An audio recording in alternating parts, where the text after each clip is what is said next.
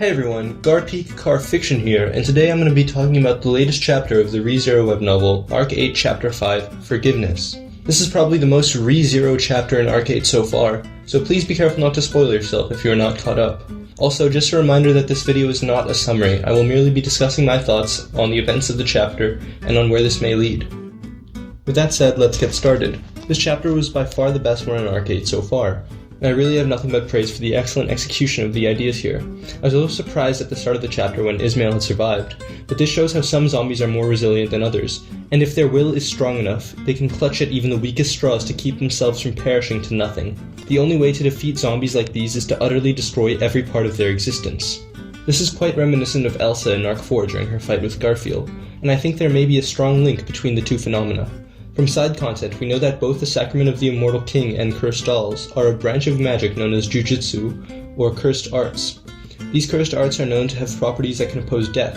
However, in Apocalypse Girls, there were a large amount of individuals who failed to become cursed dolls, and instead ended up being like mindless zombies. Only those with strong enough will were able to become successful cursed dolls like Elsa. Hence, I believe that Ismail persisting and refusing to fully perish like this is a similar phenomenon of the individual overflowing with will to the extent that they cling on to remain, while the other zombies may be defeated more easily.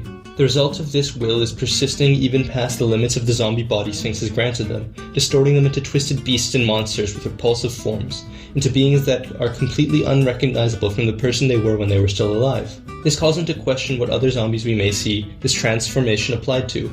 For example, while I don't think Balroy inherently possesses too much of a great desire to remain, as I think he would have accepted his own death, the bloodlust imposed on him by Sphinx may twist him to an extent where he does cling desperately to his new life as a zombie, resulting in a transformation to a monster, which Madeline may be forced to defeat. I think you could also draw a clear comparison to Juice's final form in Arc 3, where he was desperately clinging to life, refusing to die. He even had the same kind of arm thing going on as Ismail, and both ended up getting completely incinerated. I really like how Ismail is overall treated as a character here. First introducing him as an upstanding valiant warrior back in Arc 7, then now reducing him to a monster so far removed from his original self, completely driven by bloodlust and hatred. It really shows just how tragic and cruel Sphinx's magic is, and the extent to which it can defile the dead. At the start of the chapter, I thought the little convo between Subaru and Todd describing their thought process for defeating him was neat, even if Ismail did end up having 3 phases. With Rui suffering a small injury in this chapter, it gave some more opportunity to show how Subaru now cares for her, building upon this plotline with Rui and Gluttony.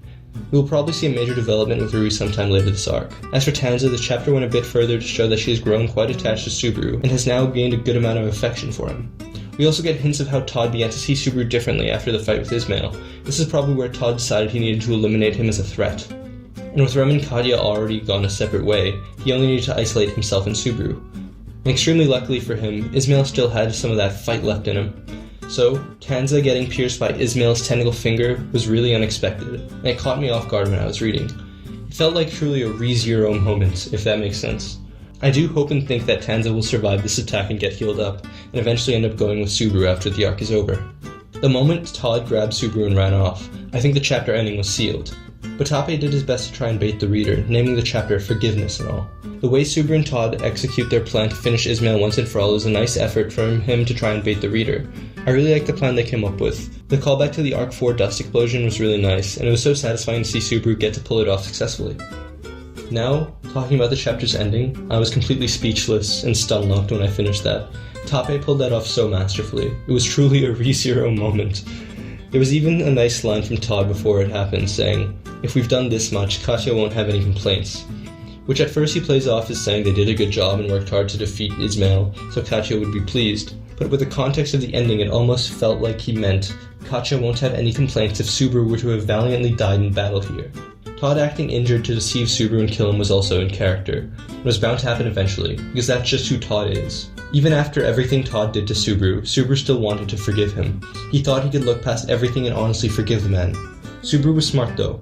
For as much as he wanted to see the good in people, he did not let his guard down. He kept his unseen hand up to protect himself. Though it's unclear whether he had the hand up the entire time since he first encountered Todd, or only put it up recently. But God, it was so satisfying. Subaru's desire to forgive was utterly crushed by Todd's nature. So now, Subaru will need to make good on his promise from chapter 75. And this time, blow Todd's head off. Todd's plan would have worked, and he would have been able to play Subaru's death off as a valiant death in battle, and fake his sadness. but he failed to account for Suber's powers. For the next chapter, we're surely in for a treat. I think it's possible that Rem and Jamal are near where Rem and Katya have escaped to, so those reunions will be soon, and we may see Jamal enter where Subaru and Todd are fighting. I think that we will have Todd die soon, but that won't be the end of him. After he dies, I think we'll see Todd return later in the arc as a zombie, and possibly hunt down Katya. That would be a really interesting way for Tabe to handle this. Overall, the chapter was absolutely incredible. I hope Tabe can maintain this level of quality for the whole arc. Thanks for watching this video.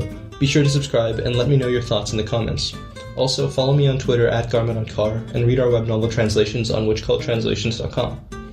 That's all for now. Bye bye.